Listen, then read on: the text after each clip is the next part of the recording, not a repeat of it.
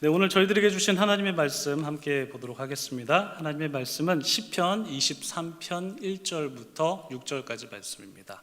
구약성경 819쪽 거간에 있습니다. 시편 23편 1절과 6절까지의 말씀, 저와 여러분이 한 절씩 교독하시고요, 마지막 절 함께 한 목소리로 크게 봉독하도록 하겠습니다.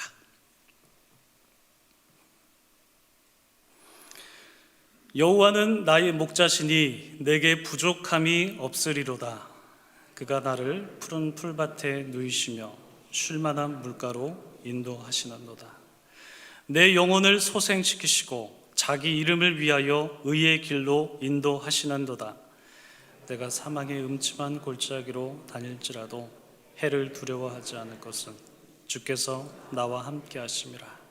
주의 지팡이와 막대기가 나를 안위하시나이다. 주께서 내 원수의 목전에서 내게 상을 차려주시고 기름을 내 머리에 부으셨으니 내 잔이 넘치나이다.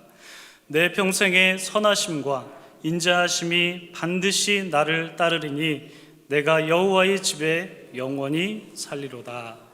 아멘.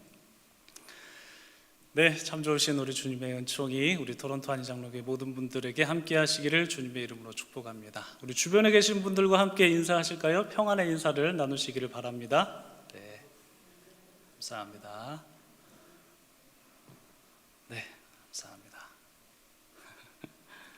네, 오늘부터 이렇게 저녁 시간에 또 모여서 우리가 예배를 드리게 되는데, 또 오늘도 많은 분들이 이렇게 와주셔서 예배 드릴 수 있어서 참 기쁘고 더 감사합니다. 또 온라인으로 참여하시는 분들에게도 이런 기쁜 마음이 함께 있으시기를 바랍니다.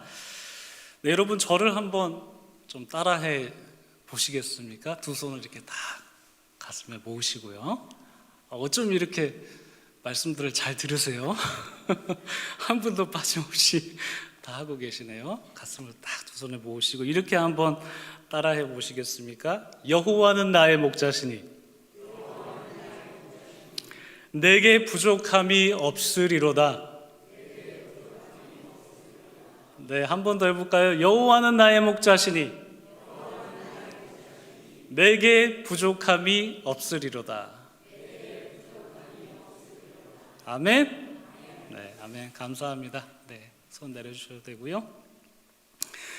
네, 여러분, 여호와 하나님께서 여러분의 목자가 되시기 때문에 정말 여러분에게 부족함이 없으십니까? 네. 네, 하나님 한 분이시면 여러분 족하십니까? 아멘. 감사합니다. 네, 오늘 우리가 나눈 이 말씀, 여호와는 나의 목자시니 부족함이 없다라는 이 말씀, 정말 유명한 말씀이죠. 많은 사람들이 암송하면서 마음속에 새기고 있는 말씀이 바로 오늘 우리가 나눌 이 시편 23편의 말씀입니다. 이 시편 23편은 다윗의 시라고 이렇게 표제어로 되어 있죠. 물론 이 시가 다윗이 직접 쓴 시가 아닐 수도 있다라는 건 최근에 이렇게 들으셔서 여러분들도 아실 텐데, 그렇지만 우리가 다윗이 썼다라는 가정에서 한번 살펴보도록 하겠습니다. 이 다윗은 목동 출신답게 자기와 그 하나님의 관계를 양과 목자의 관계로 비유해서 오늘 이렇게 말씀을 하고 있는데요. 목자가 양을 치듯이 하나님께서 다윗의 인생을 인도하신다라는 그런 노래가 이 시편 23편에 아주 잘 담겨져 있습니다. 이 다윗은 1절에서 여호와는 나의 목자시니 내게 부족함이 없다라고 이렇게 노래를 하였는데요. 여호와 하나님이 다윗에게 어떤 존재였기에 다윗은 여호와로 인해서 이렇게 부족함이 없다라고 노래했을까요? 여러분, 우리가 성경을 보시면요, 특별히 구약 성경을 보시면 이 하나님의 이름을 하나님이라고도 표현하기도 하고 또 뭐라고 표현되어 있죠? 네, 여호와라고도 그렇게 표현이 되어 있습니다. 여러분, 하나님, 여호와라고 이렇게 하나님의 한 분의 존재가 그렇게 하나님 여호와로 표현이 되어 있는데, 여러분 이 두 표현 간의 차이점이 무엇일까요? 여러분 혹시 한번 생각해 보셨습니까? 똑같은 하나님인데 왜 하나님으로 표현했고 왜 여호와로 표현을 했는가? 여기에 대한 궁금증을 가지실 수가 있습니다. 그래서 그 궁금증을 여러분들께 조금 해소해 드리고 싶어서 제가 자료를 한번 쫙 찾아봤어요.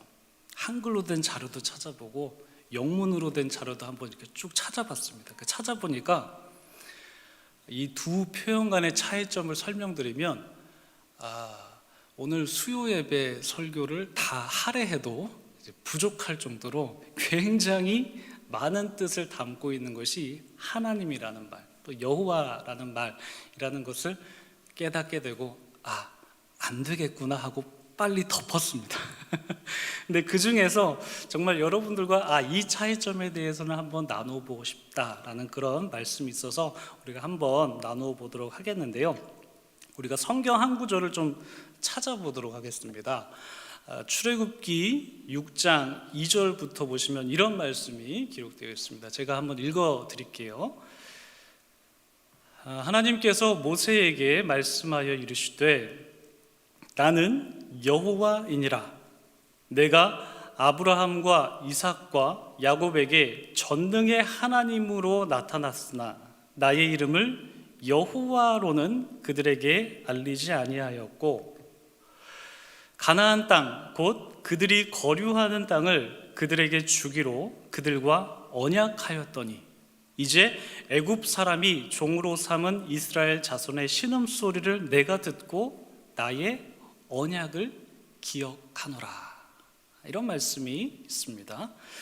여러분, 하나님께서 모세에게 이제 당신을 소개하시기를 뭐라고 소개하셨냐면 나는 여호와니라 이렇게 소개를 하고 계십니다.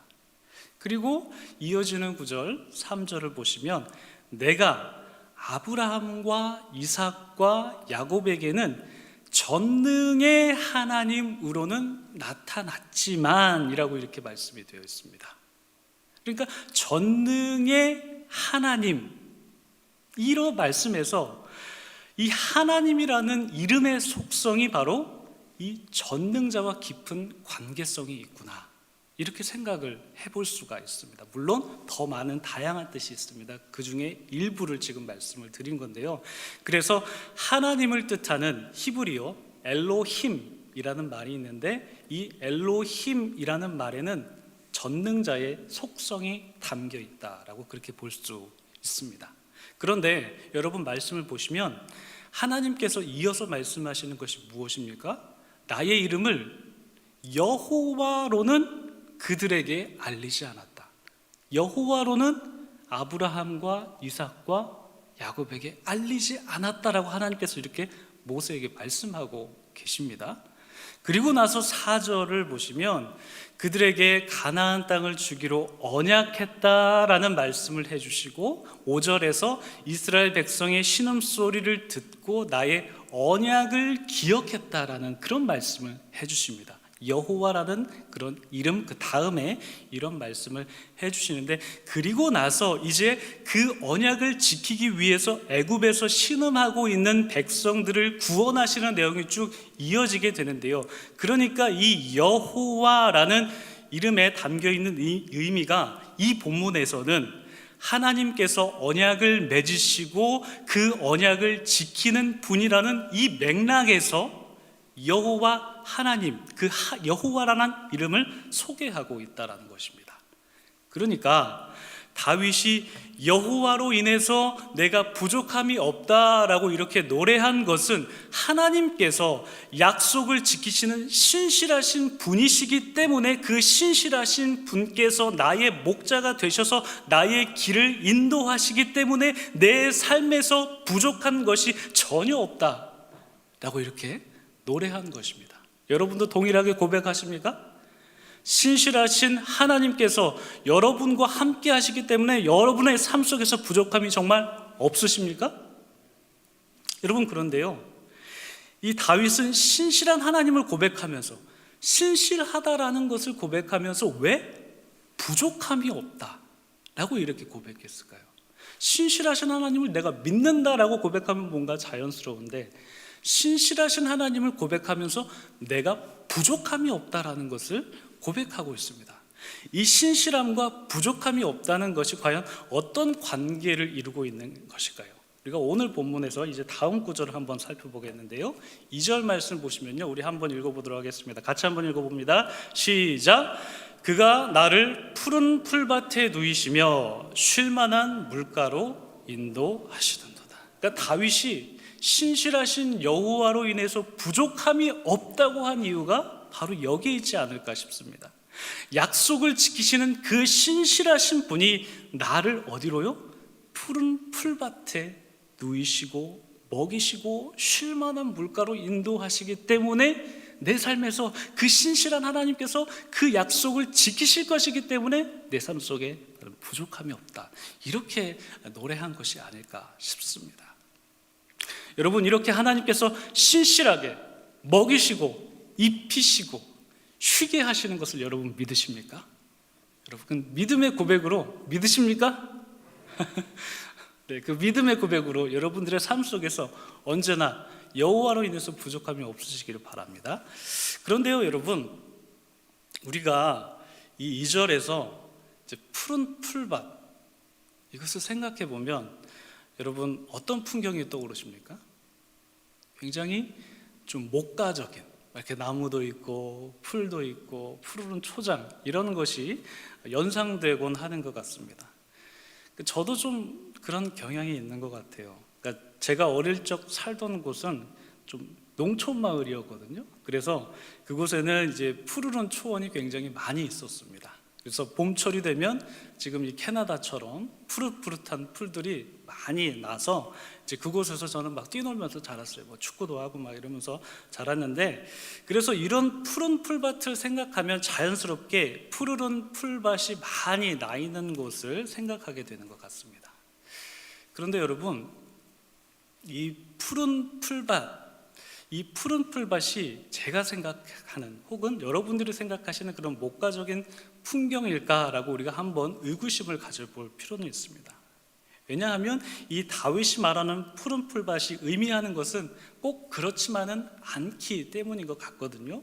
왜냐하면 여러분, 이 이스라엘이라는 곳이 이 푸르른 초장이 많은 곳이 아니라고 합니다. 그 광야도 많고 굉장히 척박한 땅이 굉장히 많은 곳이 바로 이 이스라엘이라고 해요. 여러분, 이스라엘을 가보신 분들은 아마 잘 아실 것이다라는 그런 생각이 드는데요, 물론 가보지 못하셨더라도 다양한 매체를 통해서나 그리고 말씀을 통해서 우리가 알 수 있는 것은 이 이스라엘이라는 지역은 굉장히 건조하고 굉장히 척박한 지역이라는 것입니다. 그러니까 어느 정도냐면 이곳에서 농사를 지을 수 있겠나 싶을 정도라고 합니다. 그러니까 얼마 전에 성지순례 다녀온 어떤 분께서 이곳에서 어떻게 이스라엘 백성이 살았을까, 참 하나님의 기적이다라고 그렇게 말씀을 해주셨는데, 그것처럼 이스라엘이라는 땅이 굉장히 건조하고 척박했다라는 것입니다. 기본적으로 다 그렇게 척박한데, 물론 부분적으로 여리고 지역이나 아니면 저 북쪽 갈릴리 지역은 그래도 농사를 지을 만한 곳이 좀 있었다고 합니다. 근데 뭐 많지는 않았다고 하죠. 그래서 이스라엘에서 경작하면서 곡식을 재배할 수 있는 지역, 그런 평야 지역, 그런 지역은 굉장히 한정적이었는데, 이런 곳에서 목자가 양들을 기르는 것도 굉장히 제한적일 수 있겠다 싶습니다. 더구나 더 그렇게 생각할 수 있을 만한 것이 무엇이냐면, 이스라엘에는 이 농부들과 이 목자들의 관계가 그렇게 좋지 못했다고 그럽니다. 왜냐하면 농부들이 열심히 수고해서 재배한 곡식들을 양들이 와서 밟아버리고 뜯어 먹어버리면 농부들의 수고가 헛것으로 돌아갔기 때문에 농부들과 그 목자들의 관계가 그렇게 좋지 못했다고 그래요. 참고로 예레미야 12장 10절을 보면 또 이런 말씀이 있더라고요. 보시면, 많은 목자가 내 포도원을 헐며 내 몫을 짓밟아서 내가 기뻐하는 땅을 황무지로 만들었도다. 그러니까 농부의 입장에서 목자를 지금 굉장히 안 좋게 보는 이미지가 지금 있는 것이죠. 그러니까 이 말씀은 하나님께서 이스라엘 백성들에게 좀 분노하실 때 하신 말씀인데, 그러니까 이런 말씀을 보시면요, 목자와 농부의 어떤 불편한 관계로 지금 설명하고 있는 것을 보면 당시의 목자들과 이 농부들 사이에서 갈등 상황이 좀 있었겠구나라는 그런 상황을 우리가 생각해 볼 수 있다는 것이죠. 그러니까 저도 최근에 이 농부의 심정, 그러니까 농부가 열심히 이렇게 씨 뿌리고 이렇게 수고해서 그렇게 키운 그런 곡식들이 무너졌을 때 그 심정이 어땠을까 저도 조금이나마 아주 헤아릴 수 있었는데요. 저희 집 뒷뜰에 아주 조그만 좀 화단이 좀 있습니다. 그래가지고 봄철을 맞아서 겔모 슈퍼마켓에서 깻잎하고 대파 모종을 사가지고 한번 화단에 좀 심어봤어요. 그런 말씀들을 많이 해주셔가지고 한번 어떤 기분일까 저도 한번 심어봤습니다. 심었는데 굉장히 이제 농부의 마음을 담아서 이것이 잘 자랄 것이다라는 마음으로 모종을 심었는데 그 다음 날이 되니까요, 이 깻잎은 멀쩡한데 이 대파가 다 파헤쳐 있는 거예요. 그래서 누가 그랬을까 생각을 해보니까 너구리 아니면은 그 주변에 돌아다니던 청설모들이 아마 한 것 같은데, 처음에는 굉장히 너그러운 마음으로 청설모들도 다 먹고 살자고 하는 짓인데 이렇게 뭐 그런 거겠지 하고 너그러운 마음으로 그럴 수 있지라고 그렇게 받아들였는데, 그리고 이제 다시 시작하는 심정으로 또 대파를 또 심었던 곳에 다시 한번 심었거든요. 근데 또 다음 날이 되니까 또 흐트러져 있는 거예요. 그래서 두 번째니까 그래 이번에도 그냥 뭐 다시 그래서 마음을 쫙 정돈하고 다시 심었는데 다음 날이 되니까 또 그러는 거예요.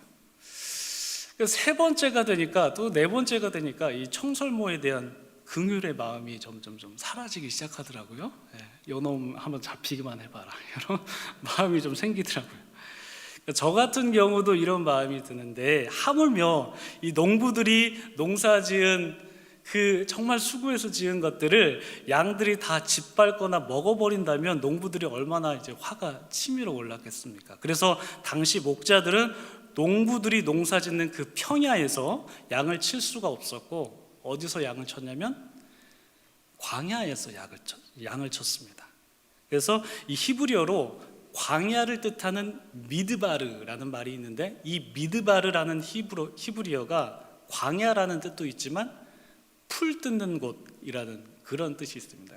그러니까 목자들이 양들을 그 광야에서 쳤기 때문에, 그 광야에서 조금 있는 그 풀을 먹었기 때문에 이 미드바르라는 말이 그 풀 뜯는 곳이라는 뜻을 갖고 있기도 한다라고 합니다.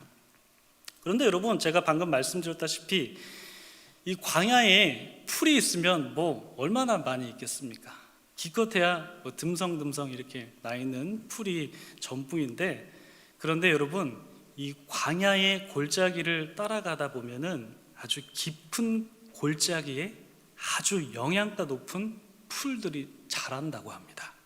그래서 목자들이 그것을 좀 미리 알아두었다가 양을 치면서 그것으로 양들을 이끌고 간다고 그래요. 그런데 이제 그곳으로 가는 길, 그 골짜기로 가는 길이 굉장히 쉽지 않은 경우가 많다고 합니다. 계곡을 따라서 가기도 하고, 그리고 험난한 그 골짜기를 걸어가야 되고, 또한 경우에 따라서는 산악지대를 지내야 되니까 굉장히 위험 요소가 많다고 합니다. 그런데 목자는 그곳으로 양들을 끌고 간다고 합니다. 왜냐하면 그곳에 영양가 높은 푸릇푸릇한 풀들이 있기 때문이다 라고 그렇게 하는데요, 그 골짜기가 바로 이 4절에서 기록되어 있는 사망의 음침한 골짜기가 아닐까 싶습니다. 여러분, 양들의 입장에서 보면 이 사망의 음침한 골짜기를 걷는 것이 매우 위험한 일일 수가 있습니다. 왜냐하면 여러분들도 아마 잘 아시다시피 양들은 초근시이거든요. 제가 이렇게 안경을 딱 벗으면 여러분들의 얼굴이 지금 잘 안 보입니다. 그런 것처럼 양들은 완전 초근시, 앞도 잘 못 봅니다. 그렇기 때문에 이 양들이 앞을 제대로 못 보는 이 양들이 막 이렇게 험난한 골짜기를 걷는다는 것은 이제 굉장히 이제 위험한 것이죠. 그렇지만 다윗은 어떻게 노래하고 있습니까? 4절에서 어떻게 노래하고 있는지 우리가 한 목소리로 한번 읽어보도록 하겠습니다. 시작. 내가 사망의 음침한 골짜기로 다닐지라도 해를 두려워하지 않을 것은 주께서 나와 함께 하심이라. 주의 지팡이와 막대기가 나를 안위하시나이다. 여러분, 양이 골짜기를 건너는 것, 이 사망의 음침한 골짜기로 다니는 것이 굉장히 위험하지만, 그렇지만 초근시인 양이 그곳을 지나는 것이 굉장히 어려운 일이지만 상처날 수 있고 다칠 위험도 있지만, 그렇지만 다윗은 그럼에도 불구하고 두려워하지 않을 이유가 있다고 합니다. 그 이유가 무엇입니까? 바로 주께서 나와 함께 하시기 때문이다라고 그렇게 말씀하고 있습니다. 주님께서 나와 함께 하시기 때문에, 주님의 지팡이와 주님의 막대기가 나를 안위하시기 때문에 내가 결코 두려워하지 않는다라고 그렇게 말씀하고 있는 것입니다. 여러분, 이렇게 다윗이 양으로 자기를 비유하면서 목자 되신 지금 하나님을 찬양하고 있는데요, 이 양이 사망의 음침한 골짜기를 걷는다는 것은 이 다윗의 삶으로 우리가 한번 생각해 보면 그가 고난을 겪은 것을 의미합니다. 다윗은 숱한 고난을 겪었죠, 여러분. 사울에게 쫓기고 또한 자식에게도 쫓긴 그런 험난한 인생을 살았습니다. 그렇지만 그 험악한 골짜기와 같은, 광야와 같은 삶을 살 때 다윗이 두려워하지 않습니다라고 그렇게 고백한 이유가 있습니다. 그것이 무엇입니까? 바로 하나님께서 다윗과 함께 하셨기 때문임을 다윗은 믿음으로 그렇게 고백하고 있는 것이죠. 하나님께서 다윗을 지키시고 보호하셨기 때문에 다윗은 두려워하지 않는다라고 그렇게 노래하고 있습니다. 여러분, 바로 이것이죠. 우리도 삶을 살다 보면 어려운 순간을 분명히 맞이할 때가 있습니다. 정말 마음이 무너지는 것 같고 육체가 넘어지는 것과 같은 그런 어려움을 겪기도 합니다. 그럴 때면 좌절하고 싶고 도망가고 싶고 모든 것을 포기해버리고 싶은 마음이 치밀어 오죠. 그렇지만 여러분, 우리가 하나님을 만날 수 있는 절호의 기회가 언제일까요? 바로 그때입니다. 정말 어렵고 힘겨울 때, 고통 가운데 있을 때, 사망의 음침한 골짜기를 걷는 것 같을 때, 바로 그때 하나님의 보호하심과 하나님의 인도하심을 받을 수 있는 것입니다. 그리고 양들이 그 깊은 골짜기를 지나가야 신선하고 영양가 높은 풀을 먹을 수 있듯이, 다윗이 환난 가운데 하나님을 만나고 주옥 같은 시를 쓴 것처럼 우리도 고통 가운데 있을 때 바로 하나님을 만날 수 있고 나를 지키시고 보호하시는 하나님을 경험할 수 있다라는 것입니다.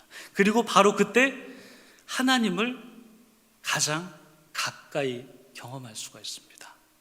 여러분, 오늘 본문 4절을 보시면요, 내가 사망의 음침한 골짜기로 다닐지라도 해를 두려워하지 않을 것은 주께서 나와 함께 하신다라고 이렇게 기록되어 있는데, 그런데 이 구절을 히브리 원문으로 보면 주님께서 정말 가까이 계시는구나 라는 것을 우리가 생각해 볼 수 있는데, 이 히브리 원문으로 보면 이 주께서라고 번역된 말을 히브리 언어로는 주님이라고 번역하지 않습니다. 어떻게 번역하냐면 2인칭으로 기록이 되어 있습니다. 그러니까 주님이라는 히브리어를 쓰지 않고 2인칭 대명사를 씁니다. 그래서 제가 신대원을 다닐 때 히브리어로 된 이 시편 23편을 우리나라 말로 제가 한번 직역을 해봤습니다. 하나하나 그대로 한번 직역을 해봤는데, 그때 직역한 것을 여러분들과 함께 좀 나누고 싶어서 준비를 해봤는데요, 이렇게 직역을 해봤습니다. 비록 내가 흑암의 골짜기에 갈지라도 내가 악을 두려워하지 않습니다. 왜냐하면 당신께서 나와 함께 하시기 때문입니다. 당신의 지팡이와 막대기가 나를 위로하기 때문입니다. 당신께서 나의 원수 앞에서 내 얼굴 앞에 상을 차려주십니다. 당신께서 나의 머리에 기름을 부으셨습니다. 내 잔이 흘러 넘칩니다. 여러분, 히브리 원어 성경으로 보면 1절부터 3절까지는 여호와 하나님을 3인칭 대명사로 표현합니다. 1절부터 3절까지는요. 그런데 4절과 5절에서는 그 여호와 하나님을 2인칭 대명사로 표현하고 있습니다. 여러분, 우리나라 말로 이 상대방을 높여 부르는 2인칭 대명사가 무엇일까요? 당신이라는 말을 쓰죠. 물론 당신이라는 말에는 상대방을 낮춰서 부를 때도 당신! 이럴 때도 이 당신을 쓰지만 이 높여 부를 때도 당신이라는 2인칭 대명사를 사용합니다. 그래서 제가 번역을 할 때 사역이라고, 개인적으로 이제 번역할 때는 사역이라고 표현하는데, 그 사역을 할 때 제가 이 당신이라는 말로 한번 사역을 해봤습니다. 중요한 것이 무엇이냐면 이 4절과 5절에서는 다윗이 하나님을 표현할 때 3인칭 대명사로 표현하는 것이 아니라 2인칭 대명사로 표현했다라는 것입니다. 즉, 사망의 음침한 골짜기를 다닐 때 하나님께서 내가 당신으로 부를 수 있을 만큼 내 옆에 계셔서, 내 앞에 계셔서 당신이라고 부를 수 있을 만큼 내 가까운 곳에 계시기 때문에 아마도 다윗은 여기에서 2인칭 대명사를 사용한 것 같습니다. 즉, 양들이 사망의 음침한 골짜기를 건널 때, 그리고 다윗이 사울과 압살롬에게 쫓겨 광야 생활을 할 때, 바로 그때 하나님께서 당신이라고 부를 만큼 내 옆에 계셔서, 내 곁에 계셔서 하나님께서 나와 함께 하신다는 것을 느꼈다는 것이 바로 이 4절과 5절의 이 2인칭 대명사에서 우리가 확인해 볼 수 있는 것이죠. 여러분, 그렇습니다. 우리가 고통 가운데 있을 때 이제 그 순간이 정말 힘들고 어렵지만 그럼에도 복된 이유가 무엇이겠습니까? 바로 그때 하나님을 옆에서 혹은 앞에서 당신이라고 부를 만큼에 있는 그 거리에 있는 것처럼 가깝게 느껴진다는 것입니다. 가깝게. 우리가 어려울 때, 힘겨울 때 하나님을 찾는 것은 하나님께서 저 멀리 계시는 3인칭으로 표현하는 것이 아니라 바로 내 옆에 계신 2인칭으로 계신 당신으로 계신 그 하나님을 부른다는 것임을 여러분 믿으시기를 바랍니다. 이렇게 양들이 사망의 음침한 골짜기를 건널 때 주님께서 지켜주시는 은혜가 있다라고 그렇게 노래하고 있지만, 여러분, 그럼에도 불구하고 양들은 골짜기를 건널 때 입게 되는 크고 작은 상처들이 있습니다. 그런데 여러분, 5절을 보시면요, 하나님께서 그 상처들을 치료하기 위해서 기름을 부으셨다라는 것을 알 수 있습니다.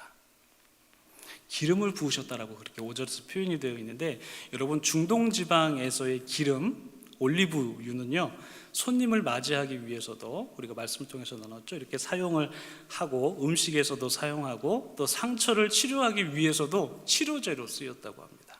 그래서 양들에게 이 기름을 붓는 이유도 양들이 골짜기를 지날 때 입게 되는 상처가 있는데 그 상처를 치유하기 위해서 기름을 쓴 것이라고 합니다.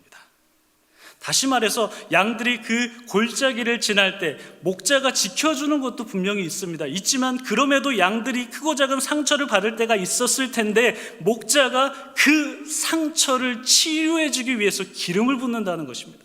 즉, 인생의 환난을 겪을 때 하나님께서 나를 지키시고 나를 보호하시는 은혜가 있지만 그럼에도 불구하고 입게 되는 몸의 상처와 마음의 상처가 있습니다. 근데 그러나 하나님께서 그 상처들에 어떻게 해요? 기름을 부으셔서 치료해 주신다는 이 놀라운 고백이 우리에게 큰 은혜가 된다라는 것을 고백하게 되는 것 같습니다.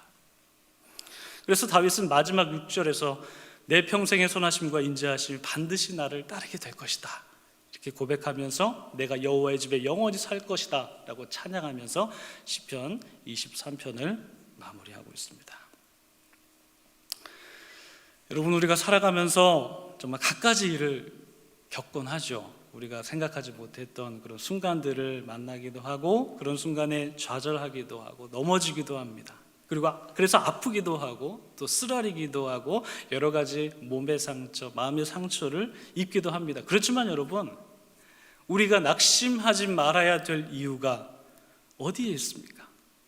바로 그 순간에, 그 고통의 순간에 하나님께서 내 옆에 계시기 때문에 낙심하지 않아도 되는 것입니다. 바로 그 순간에 하나님께서 저 멀리 계신 분으로 나에게 존재하는 것이 아니라 바로 내 옆에 2인칭으로 부를 수 있을 만큼, 당신으로 부를 수 있을 만큼 내 곁에 계신다는 것이 우리에게 기쁨과 감사가 됨을 믿습니다. 여러분, 우리가 바로 이 하나님을 신뢰하기를 원합니다. 그 하나님께서 신실하게 우리 곁에 계신 분임을 잊지 않기를 원합니다.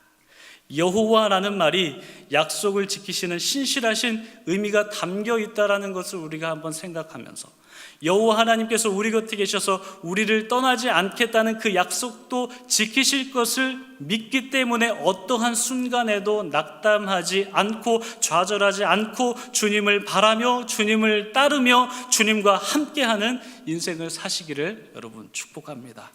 하나님께서 여러분과 함께 계십니다. 하나님께서 여러분을 지키십니다. 하나님께서 여러분의 인생 가운데에 신실함으로 동행하실 것을 믿습니다. 그 믿음으로 날마다 살아가시는 복된 분들 다 되시기를 주님의 이름으로 축복합니다. 기도하겠습니다. 우리의 목자 되시는 하나님 아버지, 우리의 인생을 이끄시고 인도하시는 그 신실하신 주님을 믿고 따르길 원합니다. 여호와 하나님께서 이스라엘 백성들과 언약을 맺으시고 그 언약을 기억하셔서 그들을 고통으로부터 구원하신 신실한 분이심을 우리가 믿고, 그 여호와 하나님께서 다윗과 함께 하셨듯이 우리와 함께 하심을 믿고 감사를 드립니다. 인생을 살다 보면 예기치 못한 일들이 벌어지기도 하고 슬프고 어려운 일을 만나기도 하지만, 그럼에도 우리가 두려워하지 않고 걱정하지 않는 것은 주님께서 바로 우리 곁에 계시기 때문임을 믿습니다. 양들이 사망의 음침한 골짜기를 건넌 후에 영양가 높은 풀을 먹는 것처럼, 다윗이 광야에서 떠돌이 생활을 할 때 하나님을 깊게 만났던 것처럼, 우리의 인생이 광야와 같을 때에도 하나님을 깊게 만날 수 있음을 믿습니다. 주님께서는 우리 곁에 계셔서 우리가 부를 수 있을 만큼 가까이 계신 분임을 믿고, 그 주님의 인자하심과 성실하심이 우리 각 사람을 따르고 있는 것에 감사드리고, 그 신실하신 주님의 사랑을 믿으며 주어진 인생을 성실하게 살아갈 수 있도록 우리 모두를 이끌어 주시옵소서. 우리에게 주신 삶을 아름답게 하시고 풍성한 은혜를 허락하시는 예수님의 이름으로 기도드립니다.